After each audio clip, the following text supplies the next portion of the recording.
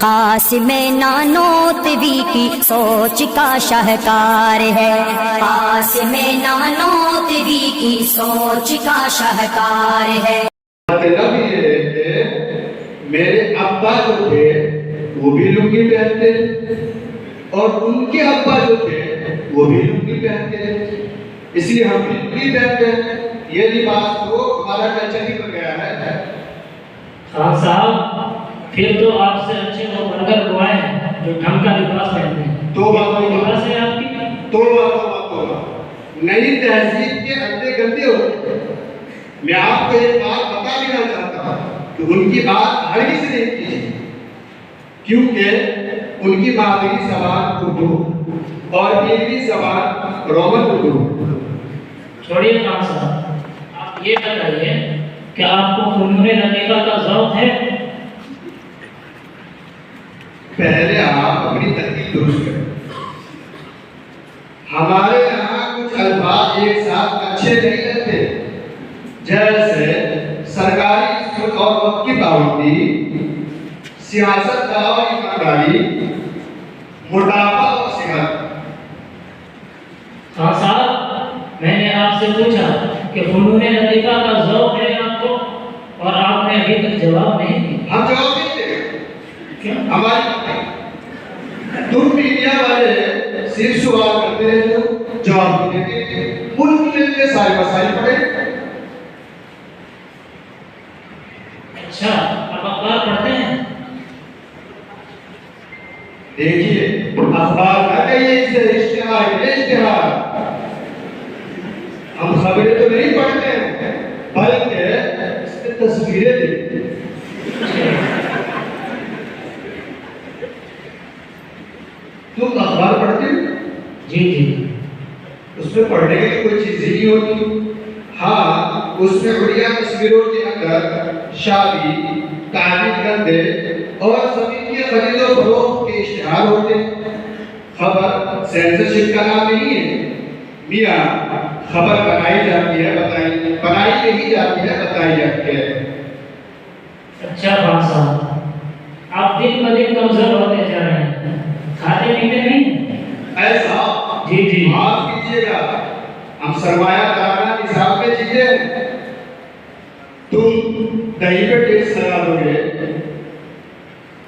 دودھ پہ ٹیکس لگا دو گے تو ہم کدو اور بیگن کھا کر اس کو پہلوان لگ جائے گا کیا؟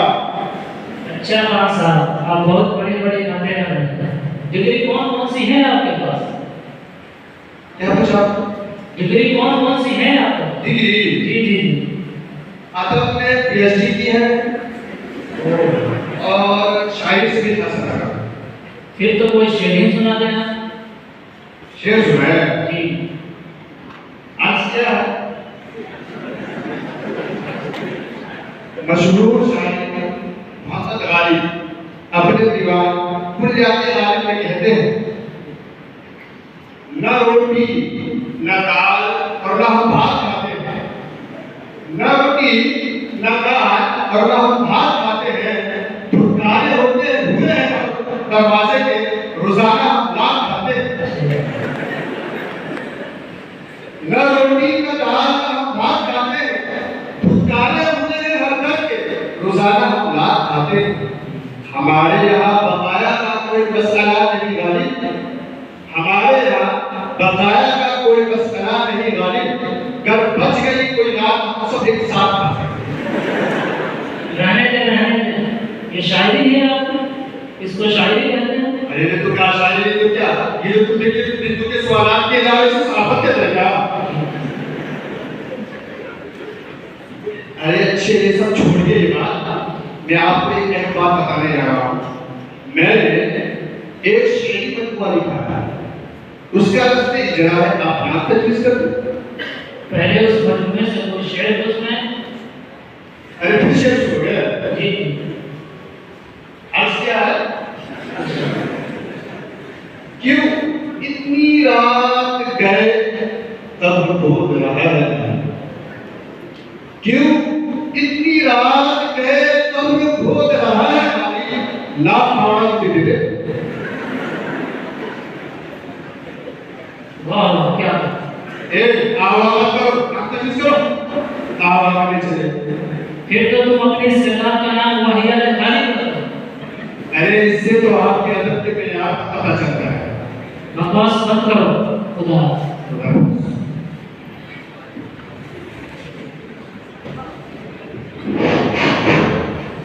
नाज़रीन, प्रोग्राम में तशरीफ लाने वाले तमाम मेहमान इकराम का सज्जाद टाइम्स इस्तकबाल।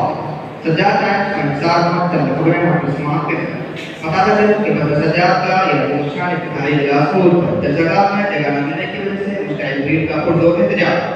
हालात काबू के बाहर पुलिस ने की लाठीचार्ज।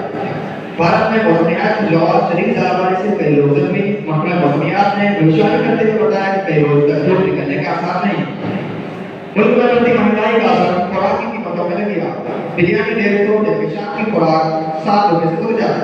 कीमतों की गिराने से खुराक खरीदने वाले शहरियों में मौसम की धार धक्का पटक का ऐलान। रिचार्ज महंगा हो जाने की वजह से तलबा ने मोबाइल नंबर लगाए पैसे।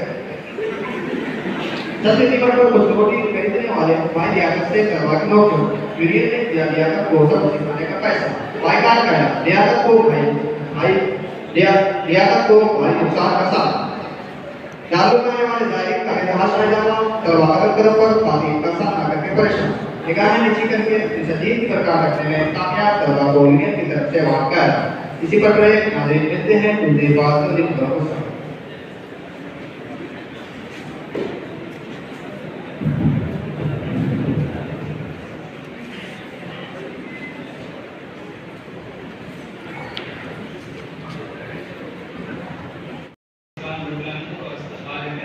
खास प्रोग्राम में हाज़रीन, आज की शाम अपने खास प्रोग्राम में गुफ्तगू करने जा रहे हैं एक ऐसे मौजू पर जो इंतहाई हसास है।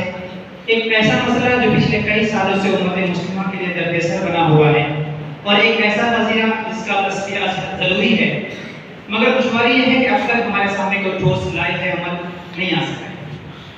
शामिल अगर हम अपने गिरद पेश का जायजा लें तो हमें मालूम होगा कि हम जहाँ जाने से फितनों के हिसार में हैं। सियासी फितना, समाजी फितना, माशरती फितना, मगर एक फितना जो अपनी असर पसीरी की वजह से इन तमाम फितनों पर सबक ले जा चुका है, जो हमारी सोसाइटी के लिए मर्ज और हमारे माशरे के लिए जानलेवा वबा साबित हो रहा है। वो फितना है इत्तिदाल का फितना, खुदा और रसूल से बेजारी का फितना। सामने मज़कूरा वाला फितना अपने तमाम तरफ़ात के साथ नित नई शक्लों में रूनमा होता रहा। कभी आज़ादी पहले के सर पर लिबास में तो कभी हाथ उसकी पसंदीदा ढाल होती है। ज़ालियों के तीनों जहते हैं उसके गैर मरीज़ वजूद पर अब्बास और नातराशिदा गैर हक़ाइक़ रसा ज़हन उसका बेहतरीन शक्ल है। इसलिए हमारी मैनेजमेंट ने डिसाइड किया कि हम माहिरीन और हालात हाज़िर से हम आहंग ऐसे शख्सियात को मदऊ करें जिनकी निगरानी में हम इसके असबाब व वसाइल को तलाश करें और इस बढ़ते हुए फितने इत्तिदाल के सद्देबाब का लाने अमल तैयार कर सकें ताकि इस तूफान बलाखेज़ को यहीं पर बांधी जा सके। सामीन, और इसके लिए मैं आज इस सेशन का आगाज़ करूँ, मैं मुनासिब समझता हूँ कि अपने मेहमानान का ताल्लुक़ करा दूँ। मेरे दाएं जानिब बिरादर मौलाना अबू मोहम्मद जो दारुल के फाजिल हैं, उनके और उसके बाद मेरे बाएं जानिब बिरादर मिज़हार हैं जो कि मशहूर सोशल एक्टिविस्ट हैं, और उसके बाद अगले नशिश पर बिरादर ज़ुबैर हैं जो मशहूर दानिशगाह अलीगढ़ से ताल्लुक़ रखते हैं, और मेरे सामने वाली नशिश पर बिरादर मुजद हैं, उनका भी ताल्लुक़ दानिशगाह अलीगढ़ से है और वो माहिर इस्लामिया हैं। सामीन, तो चलते हैं हम बिना ताख़ीर आज के इस प्रोग्राम का आगाज़ करते हैं और सबसे पहले चलेंगे अपने पहले मेहमान मौलाना अबू मोहम्मद खिदमत में। अस्सलाम वालेकुम मौलाना साहब, जैसे कि आप जानते हैं इस्लाम एक खूबसूरत दीन है, निज़ाम है ज़िंदगी का कामिल उसूल, और दीन तो अल्लाह के नज़दीक इस्लाम ही है। फिर इतने खूबसूरत और मुनज़्ज़म दीन के बावजूद हमारी नस्लें में बर्दाश्त क्यों हो रही है, क्या वजूद है?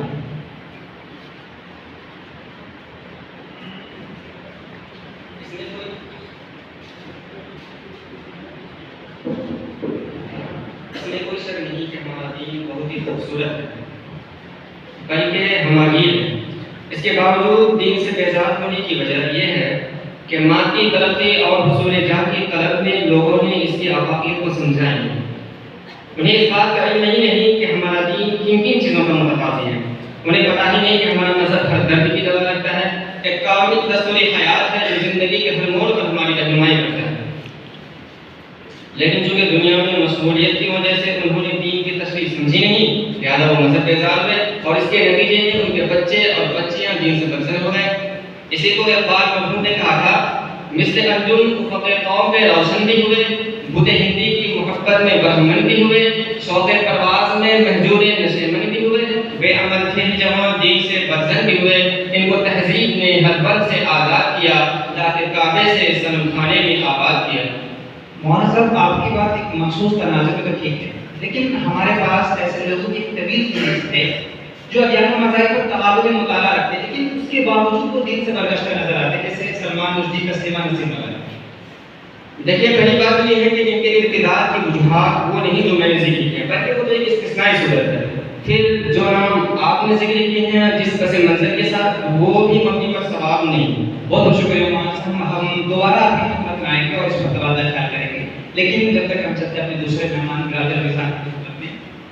برادرم، جیسا کہ آپ جانتے ہیں، ہم مولانا ابو امامہ صاحب کے دیے گئے جواب کو وسیع تر تناظر میں دیکھتے ہوئے آپ سے یہ جاننا چاہیں گے کہ کیا اسلامی آفاقیت سے کم علمی ہی اختلاف کی وجہ ہے یا دیگر اسباب وجوہات بھی ہو سکتے ہیں؟ کیا خیال ہے؟ دیکھیے، دین سے انقلاب کی موجودہ زمانے میں بہت ساری وجوہات ہو سکتی ہیں، مگر جہاں تک میں سمجھتا ہوں کہ ان جملہ اسباب میں سے ایک بیماری ہماری بہت ساری بچیوں کا معاشی طور پر بدحال ہونا بھی ہے۔ ایک طرف مفلسی کی وجہ سے شکم کی آگ بھڑک اٹھتی ہے، تو دوسری طرف طویل عمری کی وجہ سے نکاح کے معلقات گھوش مارتے رہتے ہیں، جن کی وجہ سے اور ان بچیوں کے پاس ان دونوں بیماریوں کی کوئی دوا نہیں ہوتی ہے، تو وہ بچیاں ان لوگوں کی طرف دوڑتی ہیں جو مال کا لالچ دے کر ان کے دین کا سودا کر رہے ہیں اور ان کی مجبوریوں سے فائدہ اٹھا کر انہیں دین سے متنفر کر رہے ہیں۔ تو میں سمجھتا ہوں کہ کہیں نہ کہیں معاشی پستی بھی اس کا سبب ہو سکتا ہے۔ بہت بہت شکریہ، آپ نے بہت اہم پہلو کی طرف توجہ مرکوز کرائی ہے۔ ہم بات کریں گے اپنے ناظرین سے اور اس پر ان کی رائے جانیں گے، لیکن جب تک ہم چلتے ہیں اپنے تیسرے مہمان برادر زبیر کی خدمت میں۔ برادرم، آپ جیسا کہ آپ جانتے ہیں، ارتداد ایک سنگین جرم ہے اور اسلام نے مرتد کے لیے قائل ہونے کے علاوہ کوئی راہ نہیں دی۔ اس سنگینی کے باوجود بھی ایک بڑی تعداد دین سے بے اعتنائی برت رہی، کیا وجوہات؟ دیکھیے، اس سنگینی کے باوجود دینی انحراف کی وجہ یہ ہے کہ ہماری نسل نو جو عصری ادارے اور جامعات میں زیر تعلیم ہیں، ان کو مغرب کے کفرے نالے آزادی رائے کا مشروط بنا دیا گیا ہے، جس کی نہج تقریبی ذہنیت پر ہے۔ ان کی یہ ذہن سازی کی گئی ہے کہ جب وہ فطری طور پر آزاد ہے تو پھر اپنے آپ کو مذہبی حساب میں جگہ کر کیوں رکھیں؟ مذہبی بندش و رکاوٹ پر اپنی شخصی آزادی کو کیوں قربان کریں؟ جب اسے بولنے کی آزادی ہے، سوچنے کی آزادی ہے، تو پھر عوامل و نواحی کو کیوں کر بجا لائیں؟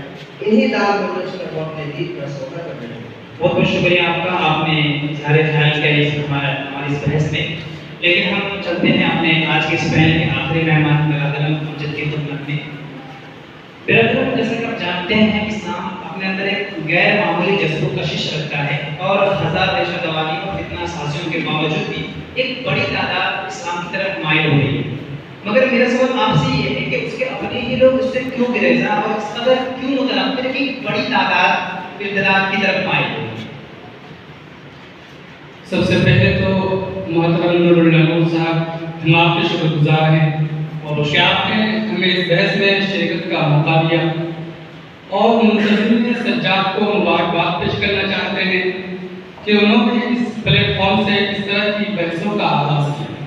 اب رہا آپ کا سوال، تو جواب یہ ہے کہ فتنے ارتداد کے اسباب میں سے ایک اہم سبب جدیدیت کا ناقابل سیلاب ہے۔ جدیدیت نے ہماری سابقہ اور موجودہ علم و دانش کے سامنے جو چیلنج کھڑا کیا ہم کا حل پیش کرنے سے قاصر ہیں اور بہت سے حل ایسے ہم نے پیش کیے جس کا عملی طور پر نفاذ ممکن نہیں. بچی کچی کس موجودہ سرمایہ دارانہ نظام میں کھلی کر قول و فعل کا تضاد کردار و عمل کی دوری موجودہ سرمایہ دارانہ نظام کا بنیادی عنصر ہے.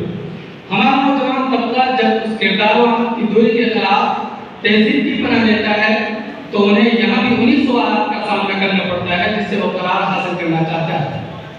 نتیجے میں وہ تمام چیزوں کا باغی بن جاتا ہے اور جو مذہبی شعار ان کے سروں کا تاج تھا اسے بھی وہ اپنے پیروں کی بیڑی کرتا ہوتا ہے اور دین سے گریزا ہے.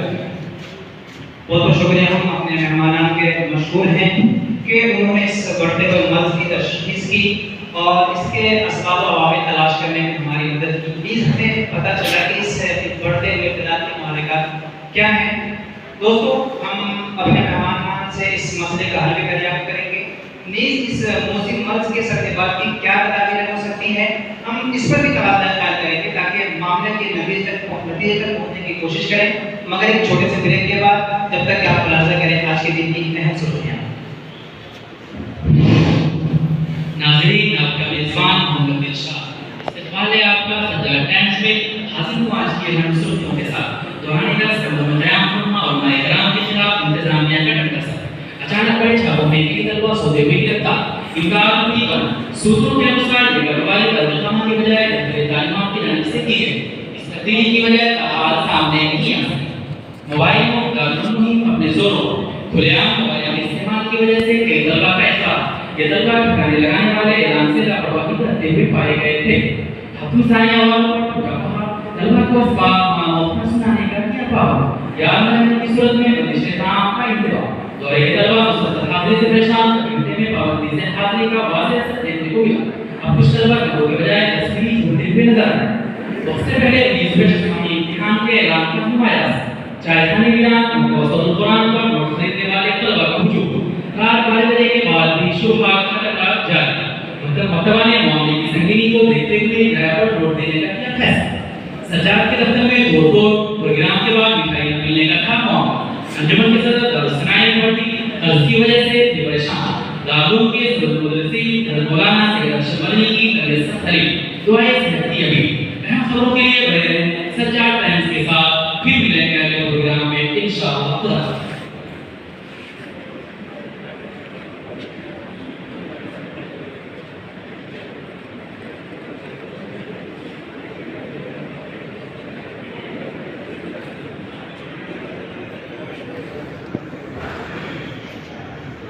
خوشامدید ناظرین. بہت بہت شکریہ آپ کا ہمارے ساتھ بنے رہنے کے لیے. اب ہم چلتے ہیں مسائل کے حل کی طرف جو ہمیں درپیش ہے اور ہم جانیں گے کہ ہمارے مہمان کے پاس کیا نسخہ ہے اس موسم مرض سے چھٹکارا پانے کا. تو ہم شروع کرتے ہیں مولانا ابو محمد صاحب سے. مولانا صاحب آپ نے ابتداء کا سبب دینی بیزاری کو بتا رکھا. تو کیا خیال ہے اس دینی بیزاری سے کس طرح چھٹکارا ممکن ہے تاکہ ہماری نسلیں ابتداء کی طرف نہ بڑھیں. دیکھیے اس کا حل نکالنے کے لیے ہمیں دو باتیں خیال کرنا ہوگا. پہلی بات یہ ہے کہ ہم جس طرح اپنے بچوں اور بچیوں کے دنیاوی حالات کی غرض سے اسکول و جامعات طلب کرتے ہیں ہمیں اسی طرح ان کے لیے ایمان کے تحفظ کے لیے دینی تعلیم کا نظام قائم کرنا ہوگا اور انہیں دینی تعلیم اس طرح آراستہ کرنا ہوگا کہ دین سے برگشتگی کا اختیار بھی نہ کرے. دوسری بات یہ ہے کہ ہمیں کثیر المذاکر ملتے رہتے ہیں جب ہم مختلف کلچر پائے جاتے ہیں جن میں سے بعض مختلف اخلاق بھی ہیں. تو ان کی اثر پذیری سے بچنے کے لیے ہمیں دین ماحول قائم کرنا ہوگا. ایک دین کے ساتھ قائم کرنا ہوگا اور خود کو بھی دین کا پابند بنانا ہوگا تاکہ ہمارے نسلوں میں بڑھ کر ہمارے بچے اور بچیاں اپنے ابتداء جیسے سنگین اور موہن بیماری سے محفوظ ہیں. بہت بہت شکریہ مولانا صاحب. آپ نے بہت اچھی رائے پیش کی. ہم اس پر تبادلہ خیال کریں گے پھر کبھی. لیکن ہم چلتے ہیں اپنے دوسرے مہمان برادر مثال کی خدمت میں. برادر ان جملہ اسباب میں سے ایک سبب یہ بھی سامنے آتا ہے کہ معاشی پستی کی وجہ سے ہماری بچیاں دین سے سرگشتہ ہو رہی ہیں. تو کیا حل ہے آپ کے پاس, کیسے بچائیں گے ان بچیوں؟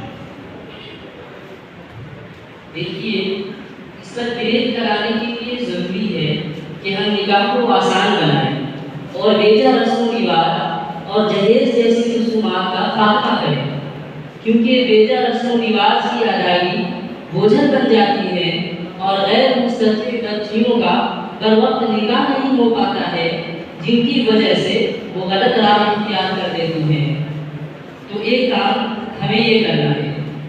اور دوسری بات یہ ہے کہ دین سے انحراف یہ کوئی شخصی نقصان نہیں ہے، بلکہ اس سے قوم و ملت پر آ جاتی ہے۔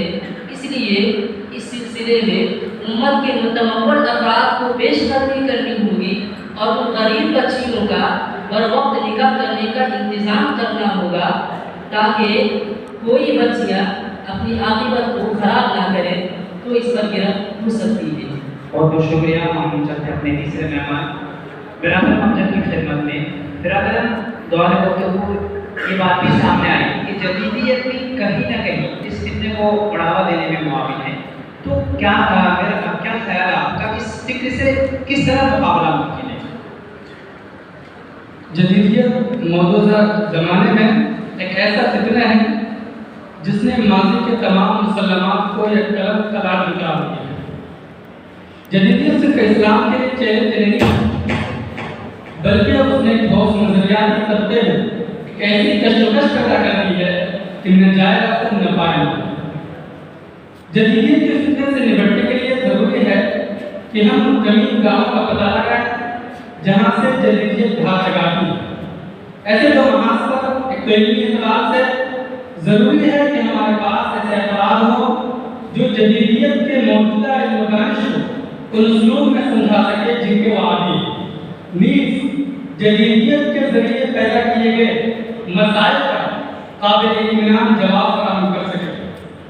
دوسرا محاذ ہمارے یہاں یہ ہے کہ انفرادی و اجتماعی سطح پر ہمیں لوگوں کی ذہن سازی کرنی ہو اور مادیت کا نقصان مشاہدہ طور پر انہیں دکھانا ہو، تب ہم اس پر قابو پا سکتے ہیں۔ بہت بہت شکریہ، آپ نے بہت عمدہ رائے پیش کی ہے۔ ہم اس پر اپنی سوسائٹی میں بحث کریں گے اور اس پر تبادلہ خیال کریں گے، لیکن ہم چلتے ہیں جب تک کہ اپنے پہلے کے آخری مہمان زبیر کی خدمت میں۔ برادر زبیر صاحب، جیسا کہ آپ جانتے ہیں، آپ نے دوران گفتگو یہ بات کہی تھی کہ آزادی اظہار رائے نے بھی اس امت کا بیڑا غرق کر رکھا ہے اور وہ اسلامی نصاب میں مسلسل نمبر لگا ہے، تو کیا خیال ہے آپ کا اس سیلاب پر بند کیسے لگے گا؟ دیکھیے، یقیناً اسلام آزادی کا حامی ہے، اس نے ہر محاذ پر انسانیت کو فریڈم دی ہے، مگر اسلام میں اس غیر محدود آزادی کا کہیں بھی کوئی تصور نہیں ہے جن کی وہ بات کرتے ہیں۔ اسلام اس آزادی کا بالکل بھی رعایت نہیں ہے جن کو مغربی کلچر فروغ دے رہا ہے، بلکہ اسلام نے پوری معاشرت کا خیال رکھتے ہوئے انسان کو ایک محدود دائرے تک آزاد چھوڑا ہے تاکہ آزادی کے نام پر معاشرے کے کسی فرد کو غضب نہ پہنچا سکے اور امن کے خیال میں ممکن ہو۔ ضرورت ہے اس بات کی کہ ہم انہیں آزادی اظہار رائے کا صحیح مفہوم بتلائیں اور اسلام آزادی کا کس طرح حامل ہے اس کی تشریح کے سامنے رکھیں، تب جا کر کے اس پر گرفت ہو سکتی ہے۔ بہت بہت شکریہ تمام مہمانان کا کہ آپ نے ہمارے ناظرین کے لیے وقت نکالا۔ ناظرین، مجھے لگتا ہے کہ آج کے ہمارے اس بیان میں اور مہمانان نے بہت ہی واضح انداز میں حقائق سے ہمیں آگاہ کیا ہے اور اس موضوع مرض کے سدبات کی کافی اور شافی تدابیریں مہیا کی ہیں۔ اب یہ ہماری ذمہ داری ہے اور سوسائٹی کی ذمہ داری ہے کہ آج کی اس گفتگو کی روشنی میں اور ماہرین کی نگرانی میں اس مرض کی دوا کریں۔ بہت بہت شکریہ، ملتے ہیں اگلے ہفتے کسی خاص عنوان کے ساتھ، تب تک کے لیے الوداع، السلام علیکم۔ وعلیکم السلام۔